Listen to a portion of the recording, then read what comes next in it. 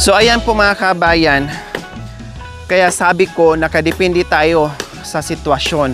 Katulad ni Tatay Ronnie, kailangan natin i-guide. Kasi nga, inutos na po natin na magputol siya ng mga kahoy pang poste. Pero kanina, nung sinabi natin sa kanya nasaan yung mga kahoy, ang sabi niya, wala daw kasi wala pa daw yung yero. Kaya hindi muna siya namutol. So siyempre, mauna muna ang mga kahoy bago yero kasi ipoporma pa naman yan mga kabayan. No? Anong ilib? So ibig niya sabihin mga kabayan, wala daw kugon. Hindi pa rin naintindihan na ibibili ko siya ng yero. No, wala daw wala daw ilib, ibig sabihin kugon, walang kugon. Kaya hindi siya nanguha ng mga pangposte kasi walang kugon. Hindi niya alam na ibibili nga po namin siya ng yero. Hindi po kugon ang gagamitin para mas lalong titibay at tatagal po mga kabayan. Kaya hindi po siya nanguha. So ayan, ngayon na nandito kami mga kabayan na iginay namin, agad-agad din nagputol at nanguha ng pangposte. O di ba mga kabayan? Kailangan lang talaga yan ng guide. Tatay Ronnie, kanino tong kahoy? Sa'yo? Sa'yo tong kahoy? Ito mga kahoy sa'yo. Sa kanya do mga kabayan. Siyempre, ilang dekada na si tatay. Saan pa mga kahoy mo? Saan pa? Hanggang dyan mga kahoy mo? Hanggang dyan. Siyempre siya lang nakatira dito mga kabayan ng ilang taon. At saka ang kukunin ni Tatay Ronnie is yung pang poste lang niya mga kabayan. No? At tinanong naman natin na sa kanya to, kahit yung pamangkin niya mga kabayan, no, ay kay Tatay Ronnie dito yung kahoy. Saan kaya ito matumba? Pababa yan? Dito? Tatay Ronnie, saan niya ganon? Ganon?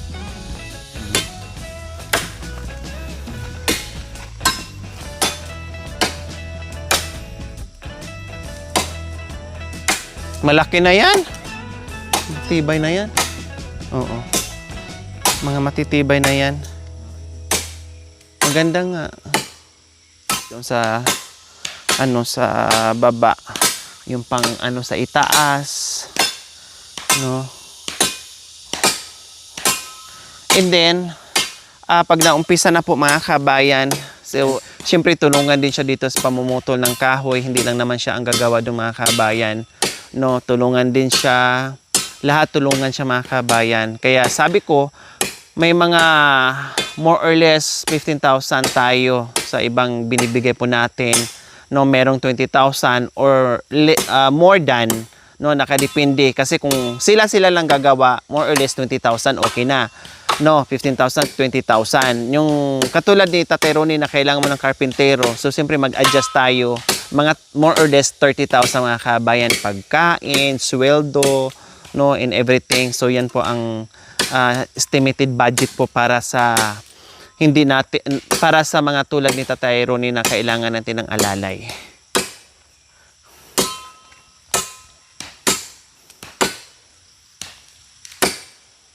Ang talas ng niya mga kabayan, pang putol. Ayan oh. Ang bilis lang niya oh. Ang talas ng niya, pang putol.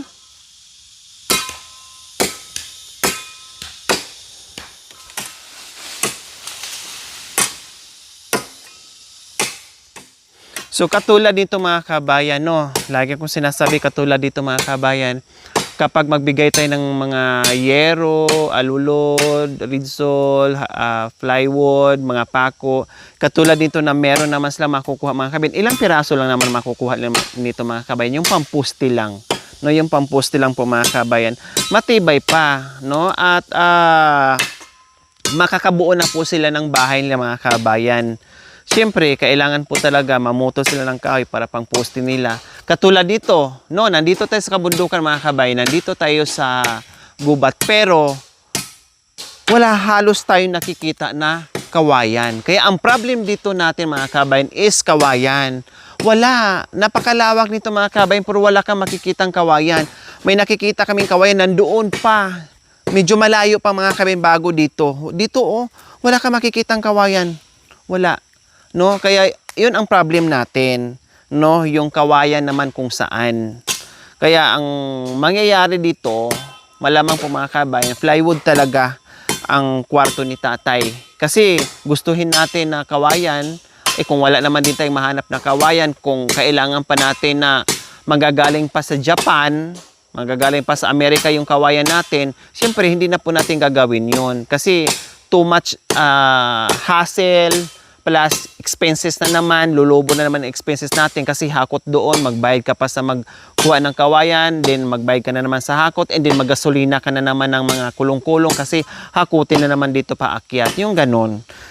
Napaka-hassle, expenses na, kakain na naman ng expenses.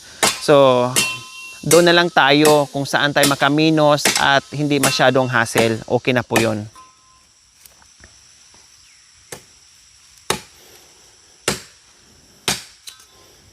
Ayan, si Kuya Joel nakakuha na.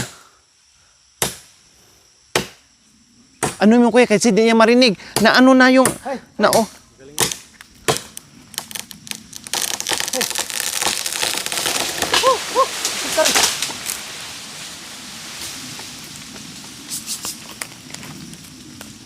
Bantay ka ha.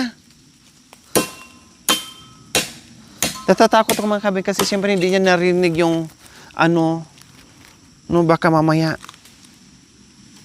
Baka maano yung kamay niya, kuya.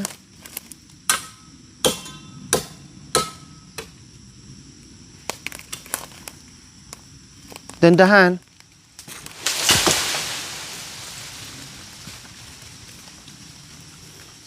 Grabe no, malaki pa yung ano niya kuya pero bumagsak na. Ay! Grabe mga kabayan, ang galing ni tatay magputo. Ay, hindi yan. Ay, wag. Malaki! Malaki!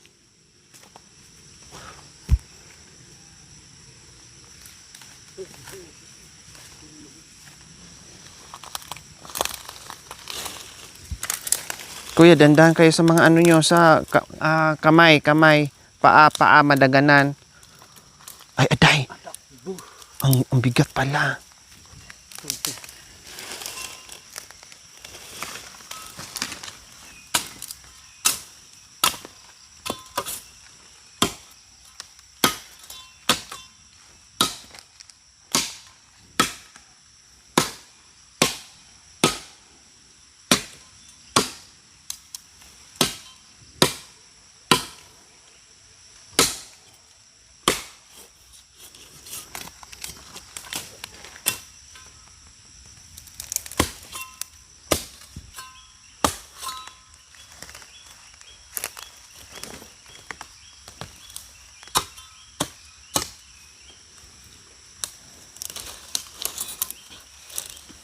Dandahan lang, dandahan. Dandahan. Mandaganan kayo.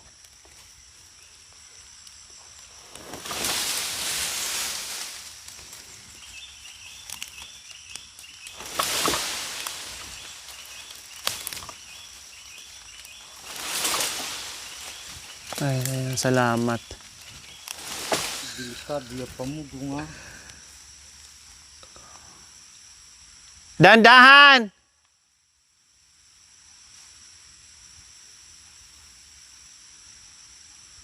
Grabe, umakyat si Tatay Ronnie. Kayang-kaya po niya. Pag may bahay yung itak mo kaya di mahirap no.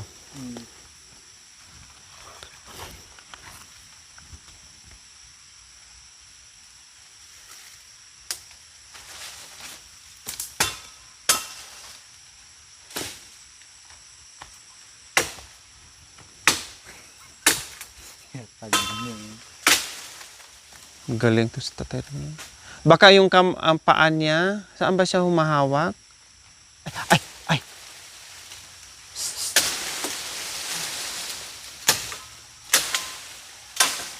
May hinahawakan siya, kuya?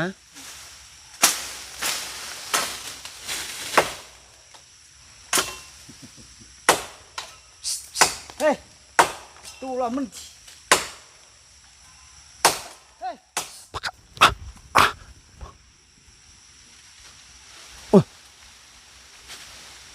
Baka kasi maano, bumaliktad, pumitik.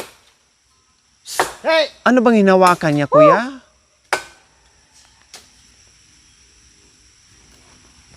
Anong hinawakan niya? Bakit nakaganyan niya yung kamay niya? Nakasaklit ko sa isang kahoy yata. Yun.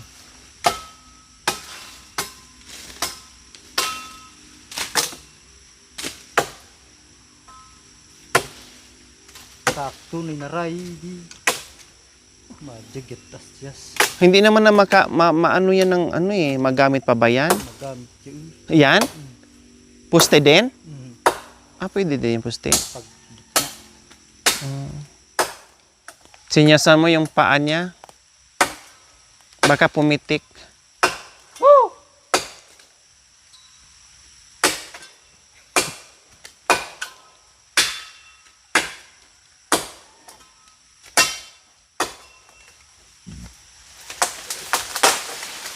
Ouch! Kapit ka, tay.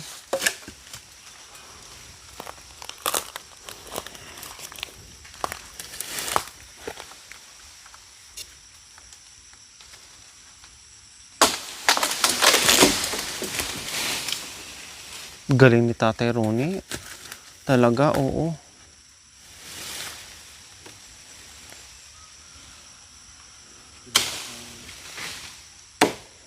Hindi na kaya.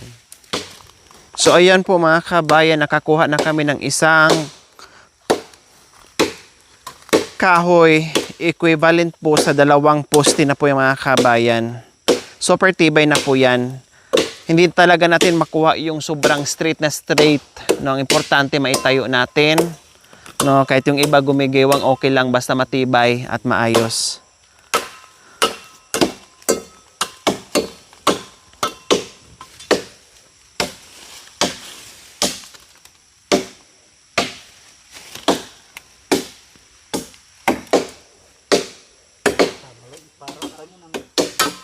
Oo.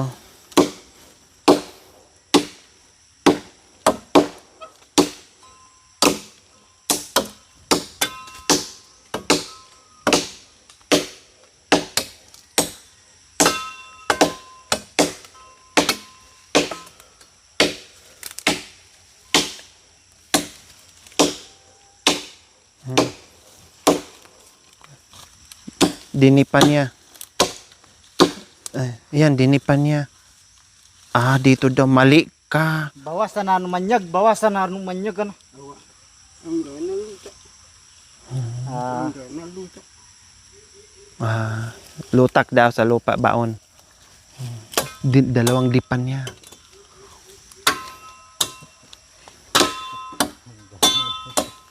Mapurol, no?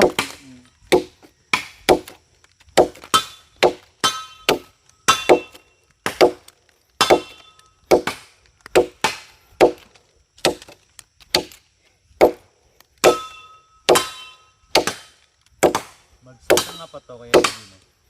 sasama. Basta wag lang putulin lahat.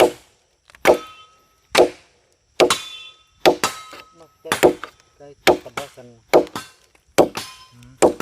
Kahit pinutol na.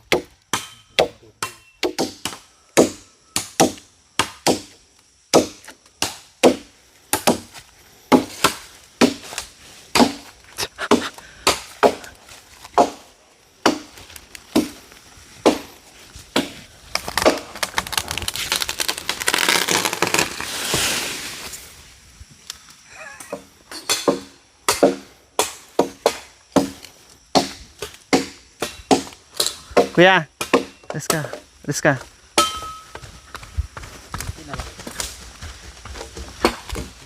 Malamat lang niya nga. Ah.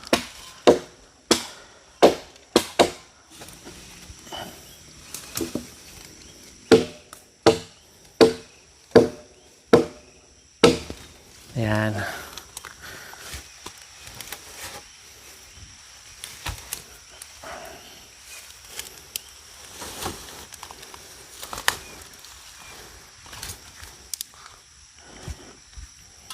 Oh, di ba? Very good talaga to. Si Ronnie.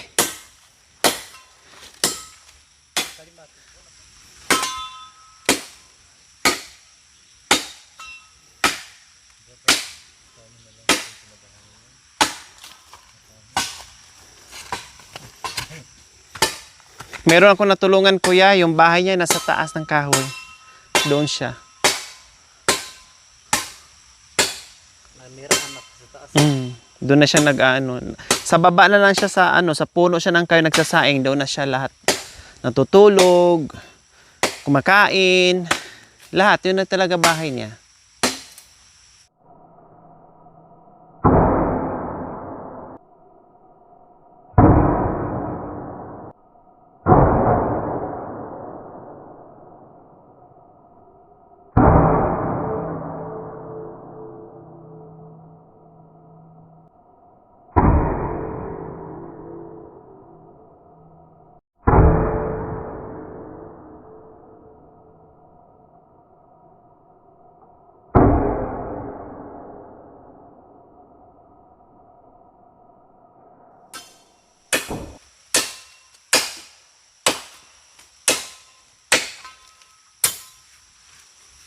Ay!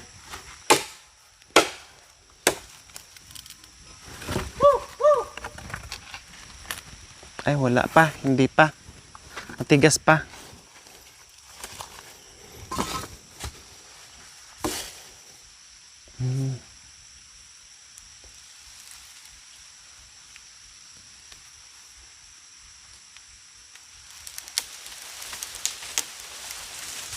Ha! Tatay! Tatay Rune! Ah, hindi nasasama yan. Natawa din siya. Natawa siya.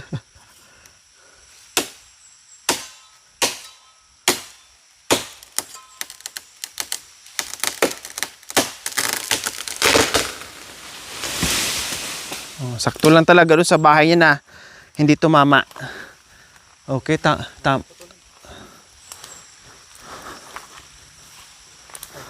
pahinga ka muna!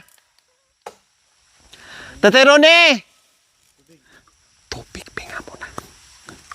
Ay, hindi niya narintindihan.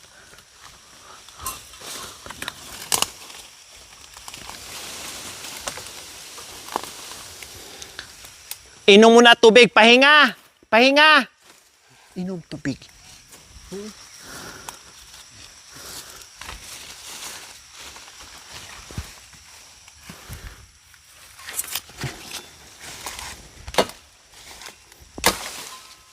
Ay, ang talas pala nito. Ayan o, yung isang piraso, halos isang ano lang.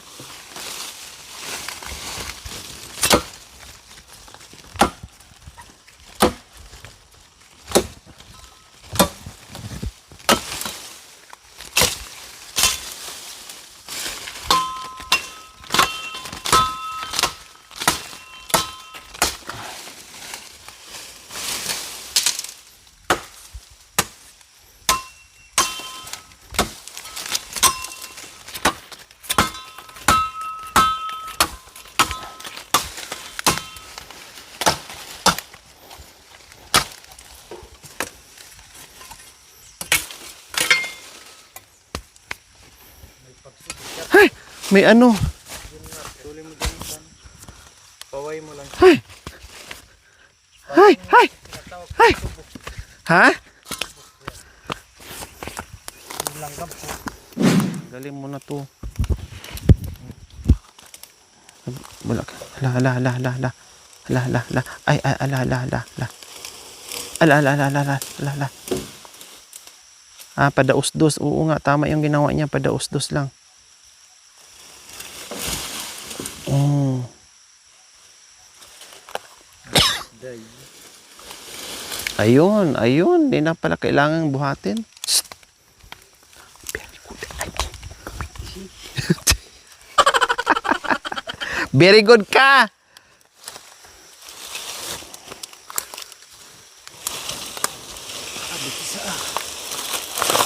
Oh, ano yun, kuya? Pangalawa mo na. Pangalawa mo na yan, kuya.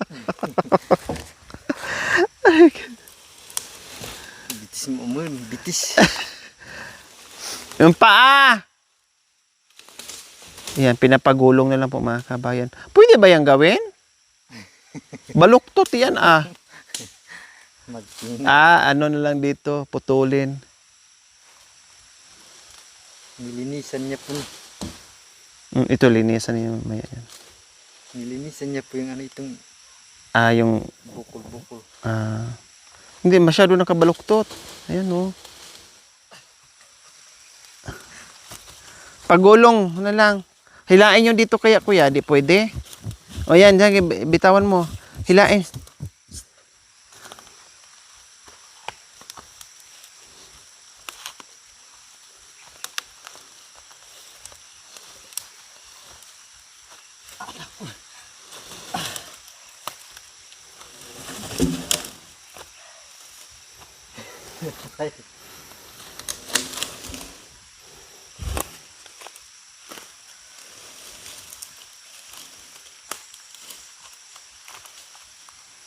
Dandahan ha, paa.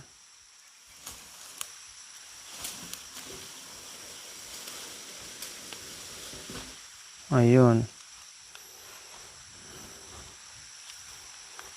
Nandun, pinuto, kanina.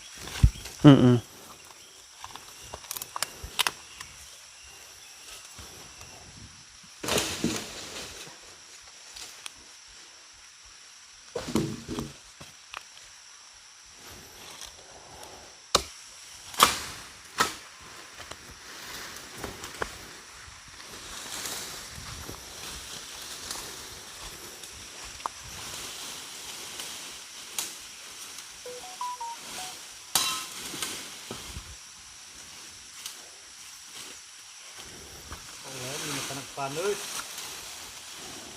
Hindi naman din siya masyadong nilalapitan.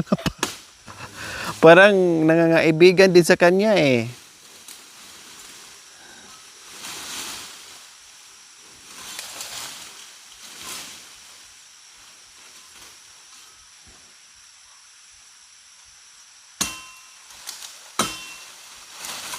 Sila ay malaki nga. Ha? Yung bahay niyo na diba? Kaya pala. Ayun oh, ang dami oh. Aday.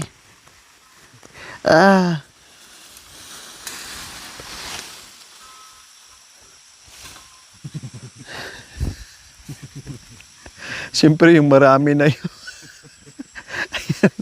Kinikiliti na si tatay sa langgam.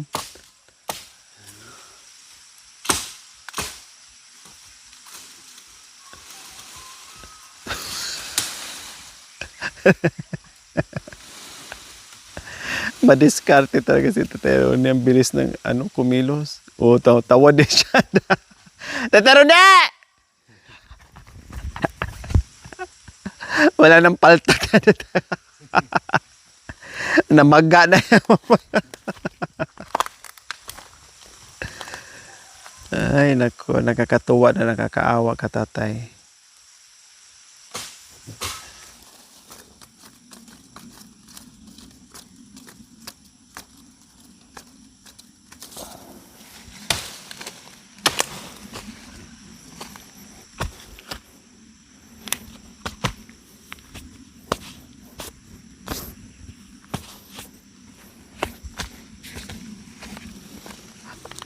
Ako nga sinusundan din eh. Aray.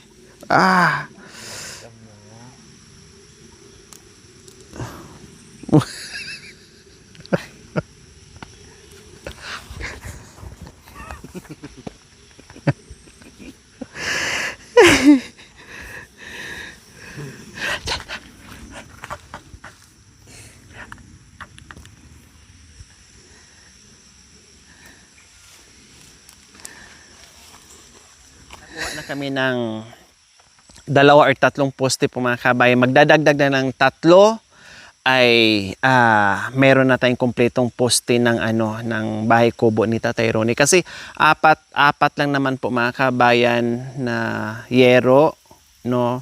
Ganun lang ka laki mga kabayan, ay maluwang at malaki na yung Tatay Ronnie. Tamang-tama lang din po mga kabayan kasi may mga gamit pa siya. No, so siyempre, pag pupunta dito yung ating karpintero mga kabayan, tulungan yan magiba at gagawa muna ng kapiraso diyaang bahay kubo ni Tatay Ronnie for a while para merong paglagyan ng mga gamit niya, no, habang gagawin yung kanyang kubo mga kabayan. Kasi marami din siyang mga kaldero, mga gamit diyan at iba pang bagay na nakasako-sako po mga kabayan para hindi mabasa. No, yung trapal dyan na malaki mga kabayan, doon muna siya samantala. Pili ako yero ha, yero. Yero, pako. Huwag ka kuhakugon. Huwag. Yero. Sila gagawa. Kaya kailangan pa natin 3. Pusti. Huwag yung maragol. Huwag yung maragulag. Yung sakto lang. Yung sakto lang. Bitis mo, turo mo.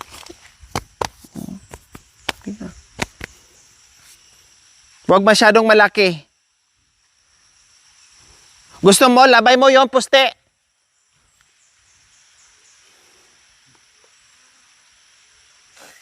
Bukbuk. Bukbuk? Oh. Binubukbuk pala yung ganyang kahoy.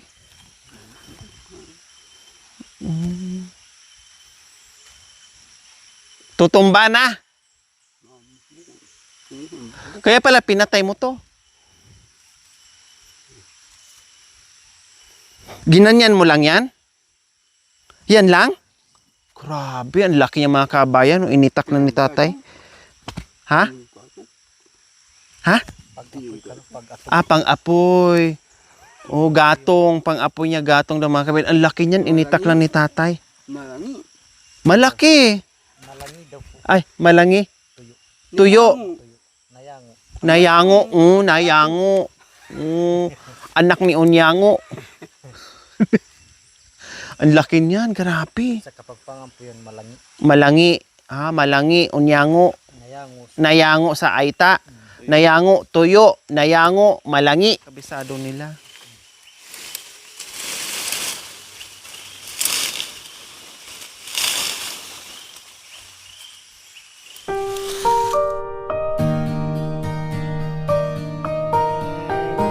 Dito nakatira sa kabundukan, syempre alam naman natin mailap ang bigas dito sa kabundukan mga kabayan. Kapag walang bigas, ito yung masarap na root crops na tinatawag dito labit. O, di ba? Para siyang ubi ang lasa mga kabayan. Masarap yan, very healthy and yummy. Kaya yan ang merienda ni Tatay Ronnie. Masarap! Mayaman! Manyaman! Oh, ayan. Ayan po mga kabayan. Masarap yung mga kabayan. Mahirap kunin yan dahil doon pa yan sa bangin. Kinuha niya noong nakaraang araw po mga kabayan kung saan doon po namin siya nakita at natagpuan. Yun pala nanguha ng masarap na labit. Ayan siya. O, diba? Ang dami. Pag hilaw, yan po siya mga kabayan. Ang itsura niya. Para siyang mga luya. Pero malalaki sa luya. Parang ubi lang siya mga kabayan na basol. Ayan. Diba? O, see?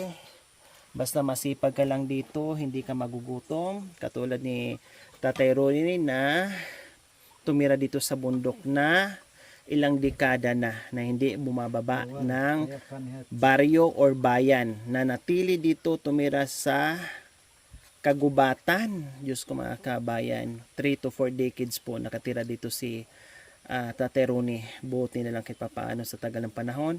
Natagpuan ng team na kahit paano na-discover ang kanyang tirahan at may nagaantay na bagong buhay at bagong simpleng bahay kubo ni Tatay Ronnie.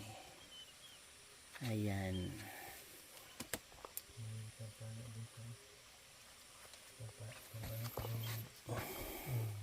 Walang asukal po. Di mo na sinawsaw asukal, mayumo. Masarap na. Asin. Hindi mo nilagyan asin. Wala na kape. Partner kape. Wala na. Pero marami ka pang kape. Very good. Magdadala pa ako ng maraming kape sunod ha. Mayo mo, labay mo. Magdala ako. Ginamit mo yung asukal? Hindi. Hindi. Kasi ang asukal niya dito mga kabayan is tubo. Pero nabigyan po namin siya ng asukal. Tubo ang ginagamit ni Tatay Ronnie sa kape mga kabayan, no? Tinatago lang niya yung mga bigay namin.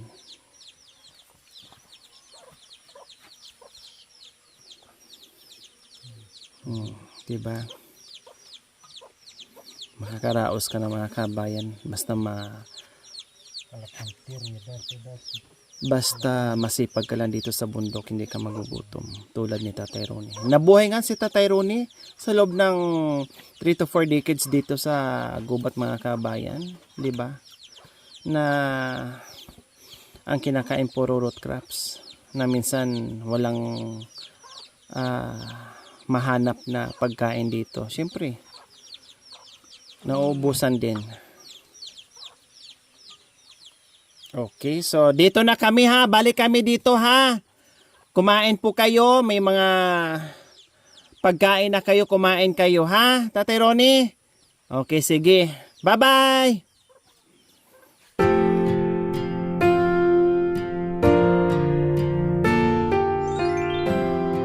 Thank you for watching. Don't forget to like, share, and subscribe.